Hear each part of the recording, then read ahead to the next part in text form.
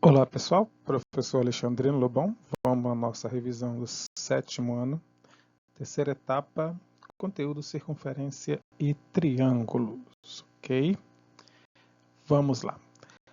Definições. Primeira coisa, vamos diferenciar o que é uma circunferência de um círculo, tá bom? Circunferência, tá, é o lugar geométrico de todos os pontos que estão à mesma distância do centro. Você vai marcar um ponto e todos aqueles pontos que estiverem à mesma distância desse centro, se você ligá-los, né, fizer uma curva, você terá uma circunferência, tá? Então, esse ponto aqui é o ponto central e todos esses pontos aqui vão formar a minha circunferência. E o que é o círculo? O círculo é a circunferência, né? Mas todos os pontos que estão dentro da circunferência. É a circunferência, mas toda a sua região interna, tá bom? Primeira diferença entre uma circunferência e um círculo. Vamos continuar. Elementos de uma circunferência. Então, vamos lá. Elementos de uma circunferência, tá? Toda circunferência vai ter um ponto. Esse ponto vai ser o centro da circunferência, né? No caso do nosso desenho aqui, é o ponto C, ok? Que é o centro da circunferência. Bem, vamos lá. Vamos começar com esse segmento aqui, que seria a nossa corda, né?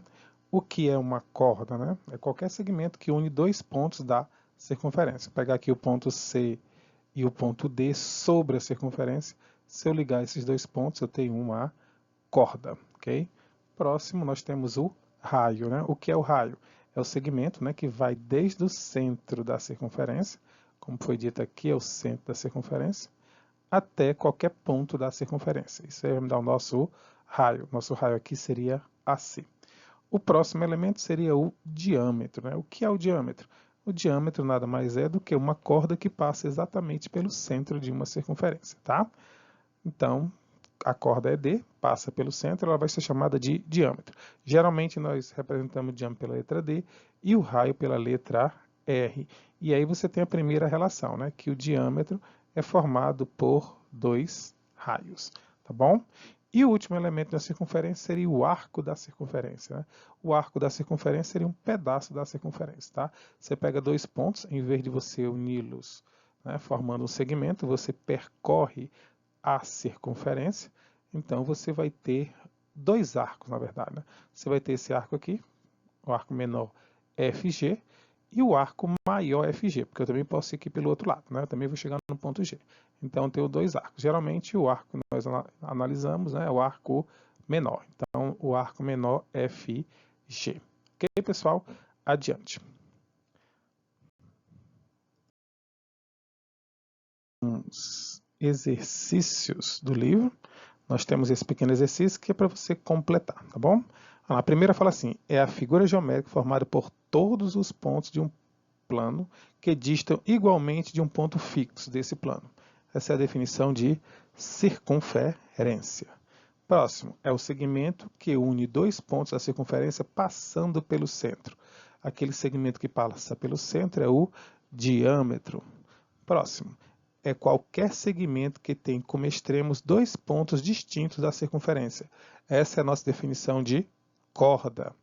Próximo, é todo segmento que tem como extremos o centro da circunferência e um de seus pontos. O centro, né, da circunferência e vai até a circunferência, até o extremo dela. Essa é a definição de raio. Próximo, é a união de uma circunferência com sua região interna. Definição de círculo. E a última é cada uma das duas partes que a circunferência fica dividida por dois de seus pontos distintos. Isso é a definição de arco, ok? Vamos adiante. Como se calcula o número π, né? E como se calcula o comprimento de uma circunferência? Bem, vocês viram que para se obter o valor de π, né? Como é que eu encontro esse π? O que é que esse π representa? Esse π é uma constante, que ele aparece quando você divide o comprimento da circunferência pelo seu diâmetro. Se você pegar medir essa volta aqui completa, você vai ter um certo valor C. Se você dividir pelo valor do diâmetro, esse resultado é constante, seja uma circunferência pequena, seja uma circunferência grande. E esse valor, que é um número irracional, é chamado de π, né? E esse π, para nossos cálculos de qualquer exercício que não tenha, vai ser adotado como 3,14, salve o problema fale ao contrário, tá? Se o problema falar que é 3, você bota 3. Se o problema falar que é 5, você bota 5. Mas, tá, o π é um número infinito e não periódico, que nós arredondamos para 3,14, ok? Então vamos lá, vamos continuar. Nós temos aqui o valor de π, nós já sabemos como encontramos o valor de π, e como é que nós calculamos o comprimento da circunferência? Bem, se você aplicar aqui uma relação contrária, o comprimento da circunferência é sempre igual ao diâmetro vezes o raio. Então, se eu quero saber o comprimento da circunferência, basta eu multiplicar o diâmetro pelo raio, ok?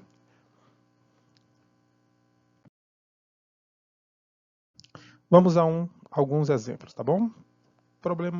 O exemplo 1 diz o seguinte: a circunferência representa um parque de formato circular com 12 metros de raio.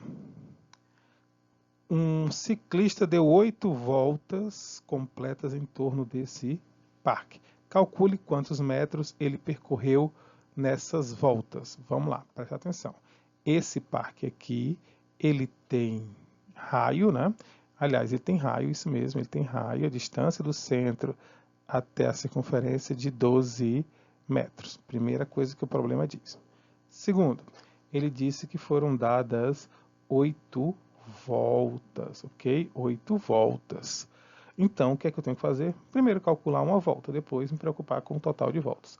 Vamos calcular qual foi o percurso que ele fez. O percurso, o comprimento da circunferência, é o diâmetro vezes π. Bem, quanto é que é o diâmetro? O problema não deu diâmetro, o problema deu raio. Mas eu sei que o diâmetro é formado por 2 raios. Como o diâmetro é 12, aliás, como o raio é 12, o diâmetro vai ser 12 vezes 2, 24 metros. E aí é só eu substituir aqui, ó, o diâmetro é 24 vezes o π. Como ele não deu o valor de π, eu vou arredondar para 3,14, que é o número mais comum que se usa. Então, o comprimento da circunferência aqui vai dar 75,36 metros. Ou seja, para dar uma volta aqui completa, ele andou 75,36 metros. Só que tem um detalhe, ele deu 8 voltas. Então, eu vou pegar isso aqui e multiplicar por 8. Como é que fica esse número multiplicado por 8? Vamos lá, passa tracinho aqui. 8 vezes 6, 48. Vão 4. 8 vezes 3, 24. E 4, 28. Vão 2. 8 vezes 5, 40. E 2, 42. Vão 4. 8 vezes 7, 56. Com mais 4, 60. Duas casas, duas casas. Então, ele percorreu 602,88 metros. Tranquilo? Não esqueçam, leiam o enunciado, vejam as informações direitinho, se ele fala em raio, se ele fala em diâmetro, se ele fala em voltas, tá? Dependendo do problema, você vai ter que adequar os seus cálculos. Vamos adiante.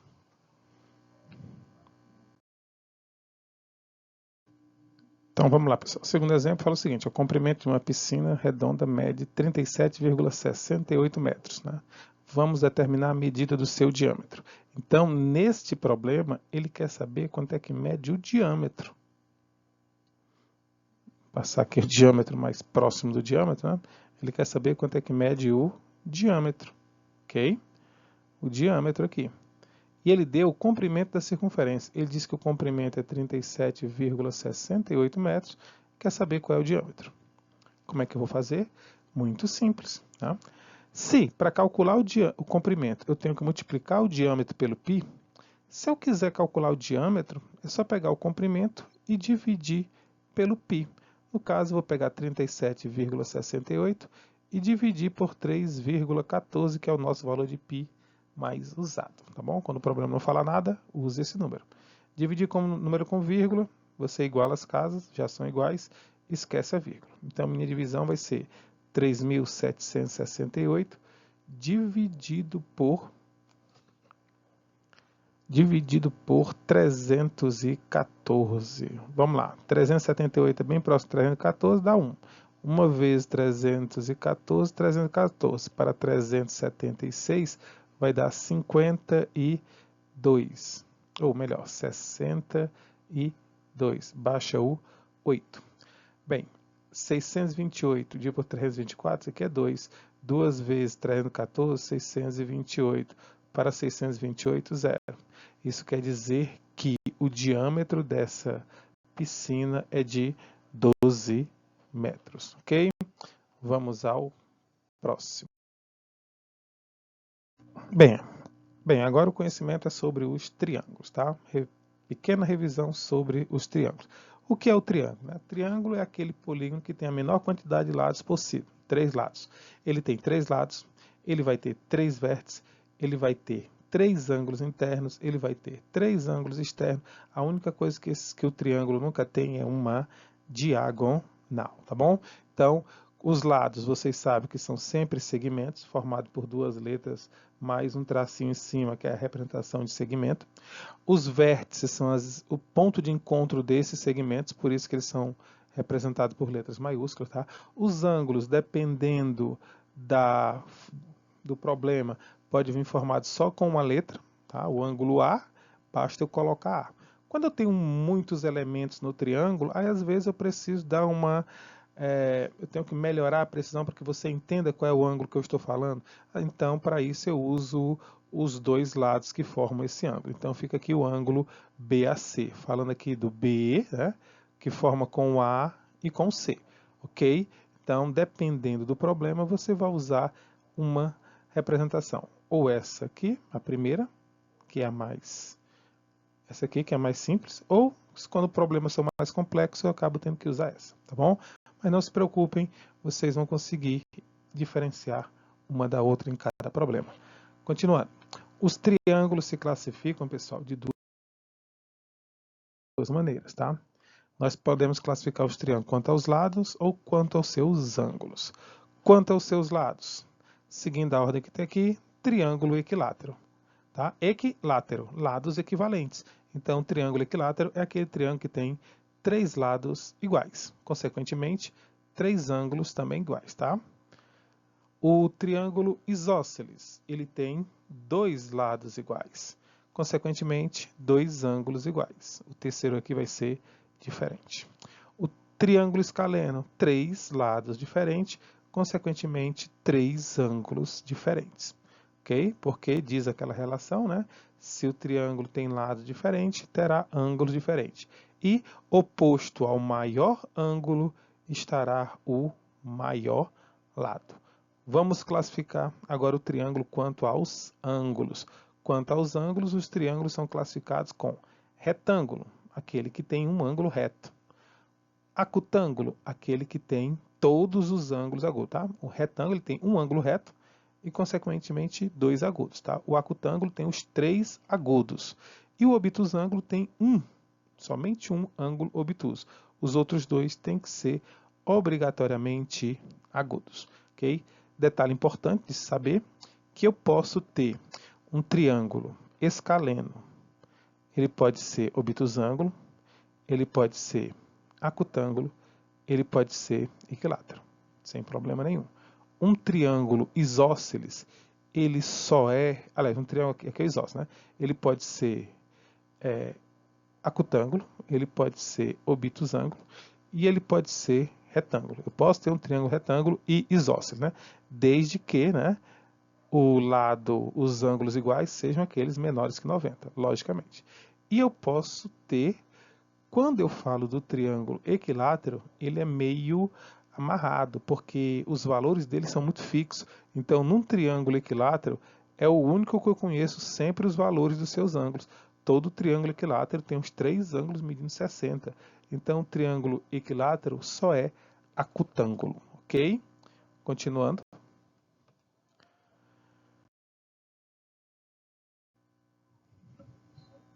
Bem, vamos a um pequeno exercício aqui, tá bom?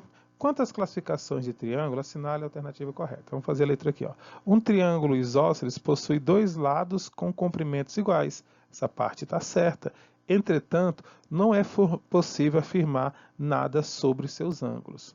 Bem, eu posso afirmar que eu tenho 2 ângulos iguais, né? Então, vamos marcar essa parte aqui como é possível. Vamos deixar esse não. Próximo. Um triângulo equilátero possui todos os lados com comprimentos iguais. Entretanto, não é possível afirmar nada sobre os seus ângulos. Isso aqui também está falso, porque um triângulo equilátero eu até sei qual é a medida do ângulo. É isso? Letra C. Um triângulo retângulo é aquele que possui 2 ângulos retos. Não dá para ter 2 ângulos retos. Já foi falado sobre isso. Só dá para ter um ângulo reto. Letra D. Um triângulo acutângulo é aquele que possui apenas um ângulo agudo. O acutângulo não possui apenas um, possui 3 ângulos agudos. E a última, um triângulo obtusângulo é aquele que possui apenas um ângulo obtuso. Resposta certa, letra E. Ok, pessoal? Vamos continuar. Sobre a condição de existência de um triângulo. Nós aprendemos que para que se construa um triângulo, os seus lados não podem ter medidas quaisquer, ele tem umas certas restrições. Quais são essas restrições? Que cada um dos lados seja menor que a soma dos outros dois. Então, esse lado tem que ser menor que a soma desse, o lado B tem que ser menor que a soma do A mais C, e o lado C tem que ser menor que a soma do A mais B. Lembra que eu falei? Um sozinho perde para 2. Então, vamos aplicar isso nesse problema, tá bom? Então, nesse problema aqui, nós temos o seguinte, é um triângulo, tem seus segmentos, 15, 17 e 32 centímetros. Podemos formar um triângulo com isso? O que é que você teria que fazer, né? Você teria que pegar o 15, que é um lado, ele tem que ser menor que a soma dos outros dois. Olha que 15 menor do que 47, deu certo, né? Eu teria que fazer que 17 é menor que a soma dos outros dois, que 15 mais 32. E 15 mais 32 vai dar 47 também, né? Aqui não é 47, não, aqui é 49. Vamos lá, tá olhando por debaixo. O próximo, 32, tem que ser menor do que 15 mais 17. Só que 15 mais 17, isso vai me dar 32. E 32 não é menor do que 32. Então, não dá para construir um triângulo com esses segmentos. Detalhe, como foi explicado em sala de aula, você não teria que fazer essas 3 contas, né? Basta você fazer com o maior. Se o maior der certo, beleza. Se o maior não der certo, não tem por que fazer os outros, tá? Porque a soma do maior vai ser sempre maior do que o outro lá. Então, se com o maior der certo, você já pode parar. Se o maior der errado, aí você também já pode parar. Você não tem que ficar continuando fazendo todas as contas. Basta fazer uma com o maior, tá? Então, vamos aplicar isso nesse outro problema que tem vários itens. Imagine você pegar uma questão do tipo, em um técnico em mecânica, né, pretende construir 5 triângulos cujos lados devem ter as seguintes medidas.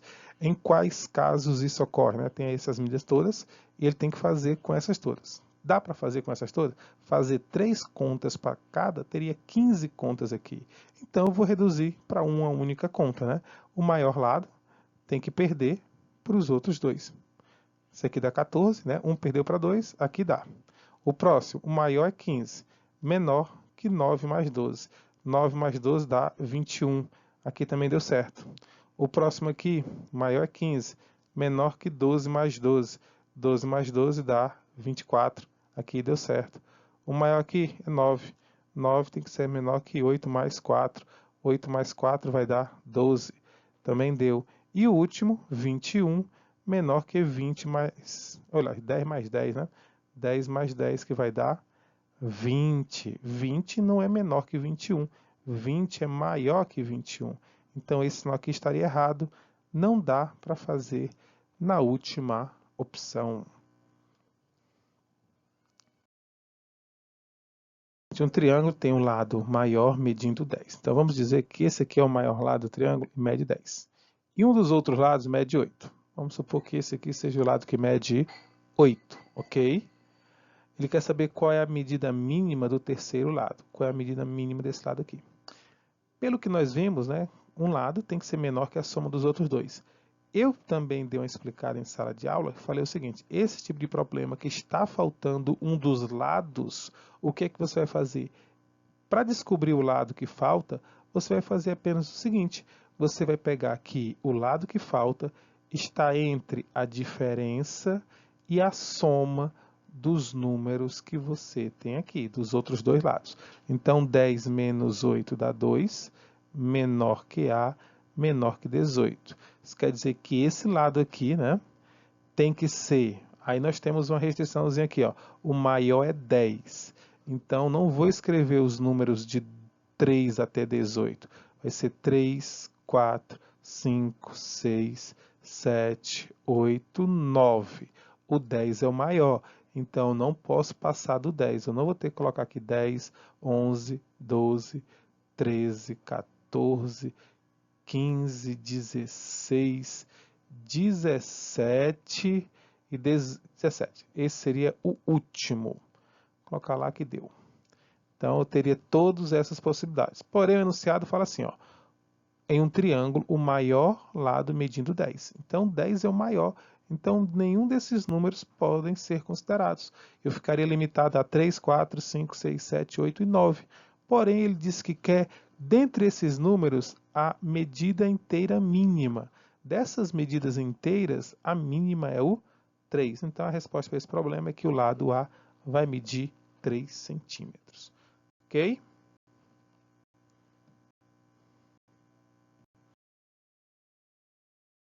Mais um problema diz o seguinte, né? Em um triângulo, o triângulo tem o maior lado medindo 15. Então, a mesma ideia do outro, o maior mede 15. E um dos outros mede 12. Qual é a medida inteira máxima? Agora foi máxima, tá? Que o terceiro lado pode ter. Então, quais são as medidas desse lado? Como vocês já viram, esse lado tem que ficar entre a diferença e a soma dos outros dois. A diferença dá 3, a soma dá 27. Então, aqui poderia ser 4, 5, 6, 7, 8, 9, 10... Eita, eu vou cansar de escrever, né? 11, 12, 13, 14, 15... Espera aí, o enunciado fala que o maior é 15, então não pode passar de 15. Tem que ser nesse intervalo. E nesse intervalo, o maior possível é 14. Então, esse B aqui tem que ser 14, porque ele é o maior número que não supera o 15, né? Um triângulo vai ter maior lado 15, outro 12. Qual é a medida inteira máxima que o terceiro lado pode ter? O terceiro lado podia ter qualquer número entre 4 e 26.